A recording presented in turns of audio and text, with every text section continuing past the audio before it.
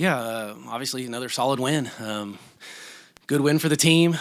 Settled in. A little bit after probably the first 6 or 7 minutes, I thought we played pretty well.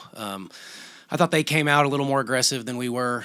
Probably a little upset after their loss the other night. So we thought they would come out probably pretty fired up and excited to play this game, and probably a little more aggressive. I didn't think we, from a game plan scouting perspective, were as dialed in as we probably needed to be, but still played okay. And then really started to settle in the second quarter.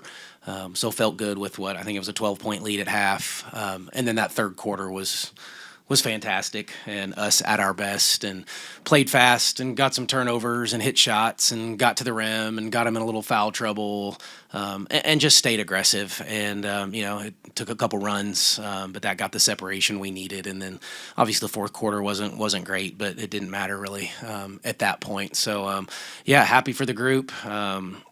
Fastest team, I guess, in program history to get to 20 wins. So that's remarkable in our first year. So, it means something, but that's just, we'll worry about that when the season's over now, and move forward. I thought Kyle Watson was phenomenal again tonight. She's played great for us. I've called her the glue, and she just did everything again, but got her career high along the way. Quinterly was efficient and did JJ things.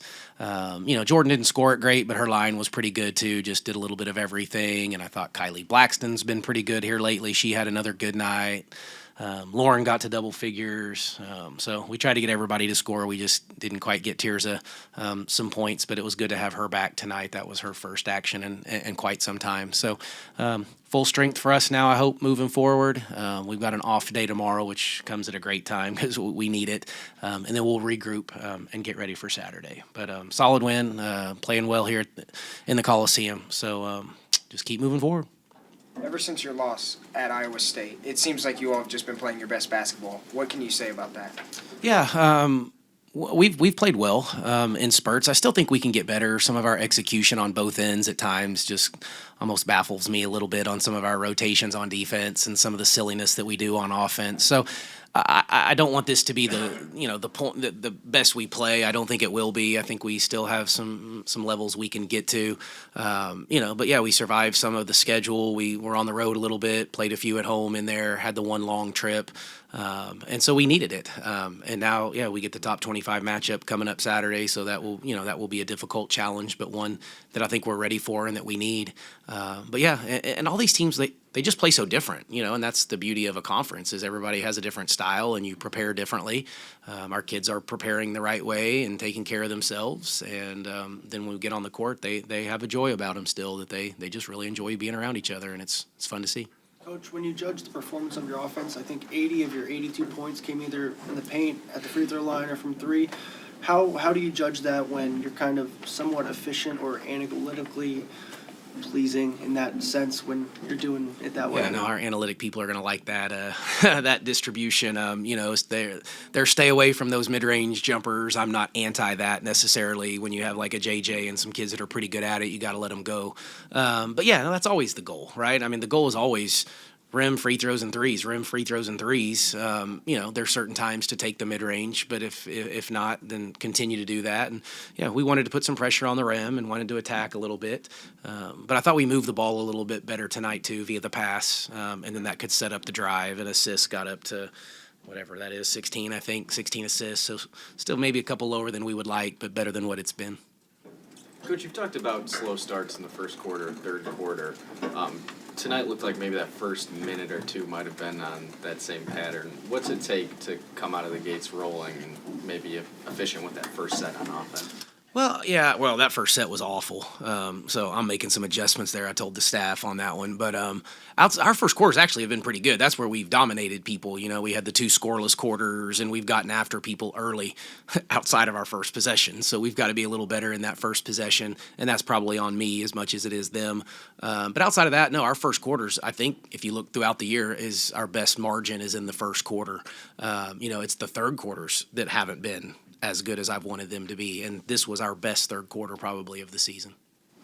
Coach, traveling out to Provo, getting the close win out there and then coming back and having a performance like this. I mean, it's no easy task. Do you think now going to Waco to face a good Baylor team after this, do you think this might be one of the tougher parts of the season, tougher 3-game stretches? Yeah, I think so. I was worried about the trip to Provo and to play BYU there because they're so good on their home court, and and we found a way to win that one. And I think we had all sorts of travel issues getting back and the time we got back. So then I got really kind of worried about this one and how we would come out of the gates. And, we prepared just a little bit differently because of the late arrival, so we didn't get to do much 2 days ago at all. It was much more of just film and some walkthrough and then let them go home and sleep and let the coaches sleep. So I was a little worried about how we might come out in this game. So that might have had something to do with the start a little bit. But yeah, now the schedule, you're going to play a ranked team. So we haven't played one, I guess, since Texas. I think Iowa State was ranked at one point, but not when we played them. So it gets a little more difficult for sure. But it's Big 12 play. Every team is good. It's it's hard to win on the road, and you got to protect your home court. And we'll see if we can go do something special on the road Saturday. Coach, you mentioned the start, the history that comes with it. You've done a pretty good job all year of just staying focused on the next step. But, all things considered, new guy coming in, new program, this, that. Has any of this surprised you at all as far as how this has gone from point A to, I guess, what would be point B now? Yeah, to some degree, probably. But, I'm trying to toot my own horn, but if you look back at my career, we've had some success and we've set all sorts of records. And I think at every place I've been, we have the record for the most wins in school history. So that's not something that's unfamiliar for me. Now, doing it in year one, and you're the third coach in 3 years, and yeah, there was unknown to that, had no idea, and I thought we had a chance to be pretty good. I keep reminding people this was an NCAA tournament team a year ago. 4 of those starters are back, so it was there was some talent. We infused a little bit of talent. We've survived the injuries and those types of things. So, some things, and we've had some breaks go our way, but kids bought in. They fit the style that we like, and I think that's the beauty of it is just, and I've said this a lot, I've just enjoyed, I'm just kind of almost going along with it a little bit. I don't know. I haven't been to some of these places. I haven't played here. I don't know how we travel. I don't know any of that stuff, and I don't care. I just keep trucking and let Kayla does all of our operation stuff. She just tells me when I'm supposed to be places, and there's been a beauty to that, honestly, because I haven't had that in a long time in my career. And, this team has taught me a lot.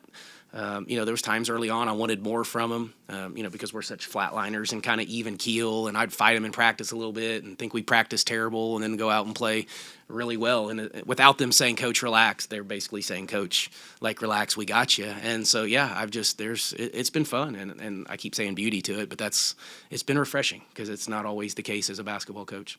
Talking about those unknowns, how do you benefit from the unknown when you just don't know what Provo's like, what traveling to Texas twice in a year is like? How does that kind of help you just settle in, I guess? Yeah, well, I guess my mind doesn't wander to all those other things that, once you've been there, or I don't have games played. I haven't played at BYU. So now when we go back to BYU, my mind will go back to that game that we had a year ago or 2 years ago, and then you replay all of those types of things. So the time spent on some of those things that you can't control anyway, I'm just not spending time on. So my focus is just my group and how we get better. And I prepare here just like I've prepared at every other stop, whether I was a D2 guy or a mid-major guy. I don't treat it any different. And we prepare the same way and treat our kids the same way, and, let them be themselves. And there's a lot of value to that. And these kids take pride in that. And so it's just fit. It's been a great fit. That's what it is probably as much as anything. Maybe even to answer your question is just that Mark Kellogg fits. It fits my personality. These players fit my personality. They fit the way we play. It's been a great marriage. Back to the BYU game real quick. Obviously college athletics are changing. The face of athletics are changing. What's it like to, 4 or 5 hour trip to play a conference game? What was that experience like? Because that's going to probably be, more of that as the, Yeah, I'm glad it's behind us. I'm glad we don't have to do it again. It's long. I don't know if I'll get on that whole tangent right now, or if this is the time to do that, we can certainly have that conversation. But it's out. I mean, I'm not making that decision. We can talk to Ren Baker, and you can go ask him those types of things in the ADs, because they're not asking Mark Kellogg very often, or wanting a ton of my input.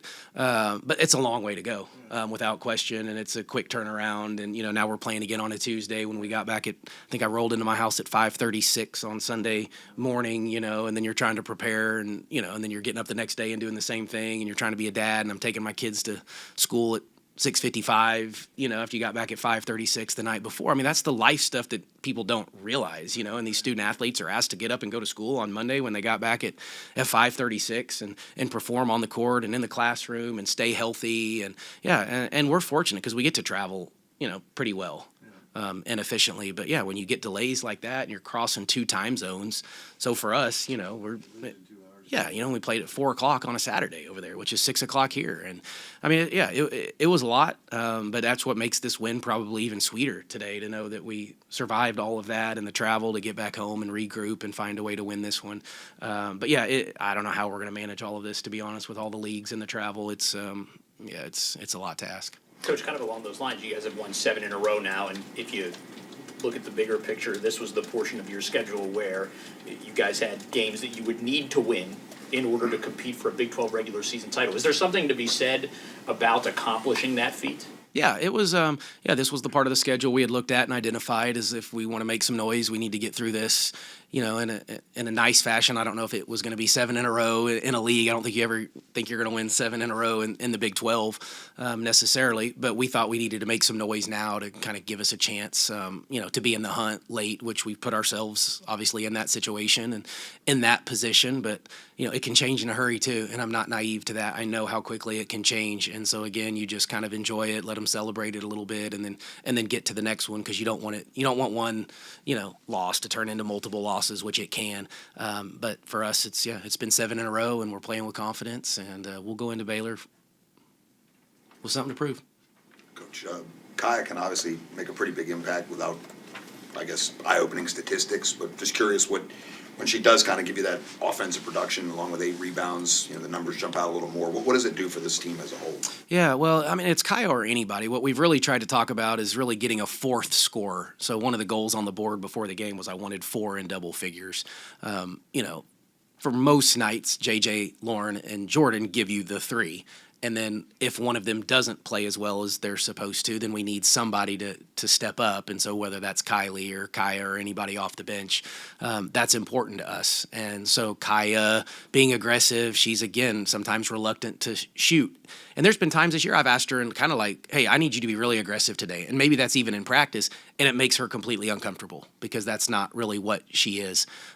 She wants the game to come to her. She's free-flowing in the way she plays, the way she thinks. Her personality is like that too. But we need her to be. And we're much better when she's aggressive like she was tonight. And what'd she make, 2 or 3 threes, I think? 3? Yeah, 3 for 5. And she's an efficient player and does all the other stuff defensively and covers up so many mistakes. But, we just need that 4th scorer if we can. It seems like every night, JJ, she'll put up 19 plus, and it's a quiet 19. What can you say about that to how it attests to your team? Yeah, no, it's the kids just playing really, really, really well. And you look up and, she's got 19, 20, 21, something like that. Even at BYU, I told her after the game, I don't even know if you played well. I'm not even sure you did, but obviously you did. You had 19 points and 5 assists, but I just watched you, and I don't know that I even really thought that. And then again tonight, at one point, I was like, what's JJ got? Because I don't really ever look at the stats. And I asked one of the assistants, they're like, oh, she got 20. I was like, 20? She got 20 again? And then you just rack it up, though, and it's layups here and layup there, and then she hits a 3, and then something else, gets to the free throw line 2 or 4 times a game, that type of stuff. And in a hurry, she can get points in a hurry, and but we need it, and that's, our go-to kid. And, and so as long as she's scoring, we'll feed off of her a little bit, and then that just opens up the floor for everybody else. You talk about her being your go-to kid. Do you sense any type of pressure creeping in with you guys having the success and kind of the weight of this team kind of being on her shoulders? Not this team. They're too cool. And I don't mean in a cool way. They're just so even keel, nothing gets them too high, nothing really gets them too low. They just kind of stay the course, and I have seen nothing of it. And again, we don't talk about it a ton either. We don't talk about some of the rankings and standings very often. We bring it up briefly every once in a while, but other than that, it's just keep trucking. Just keep on trucking, and they just want to be coached and taught, and that's all we keep doing. How refreshing is that to be involved with a group of athletes in today's day of NIL and this and that, to have a group that isn't, reading the headlines, and egos, and like you say, they're just even killed. Yeah, no, I'm telling you, this group is special. This is as fun as I've had coaching, and I've won a lot of games. So it's not just because we're 20-2 right now. It's just because of the character and the kids we have, and they don't care. They don't care really. Some of them do, and they want to get their points and things like that, but they don't really care. They'll share it and they'll pass it, and they understand the more we move it, the better off our entire team is. So yeah, it's an unselfish group. They're easy. They're low maintenance in such a great way. They get along. Really fun to be around, easy to be around. Was there a moment when that mentality of theirs really stood out to you for the first time? Like, how did you notice that? Yeah, no, I don't know that I have just one. I think it's just built up over games and going through these experiences with them. So I've said many times up here, every time we play, I get more information about our team, most of the time in a good way, sometimes obviously in a bad way too, but they just keep responding, and whether that's timeouts, adversity hits, but at the same time I want them to play with that joy and, and have fun around each other. And, I told them before the game, we only got 4 games at home left this year. Like, that's the last time this group, 4 more times we'll play together in here, and take advantage of that and relish it and enjoy it. And for the next 2 hours, go get lost in the game was my message. Just go get lost, like, go have fun. This is what we all enjoy doing, and we're gonna go compete and play hard and get lost in the game, and we certainly did that. Thanks, everyone. Okay.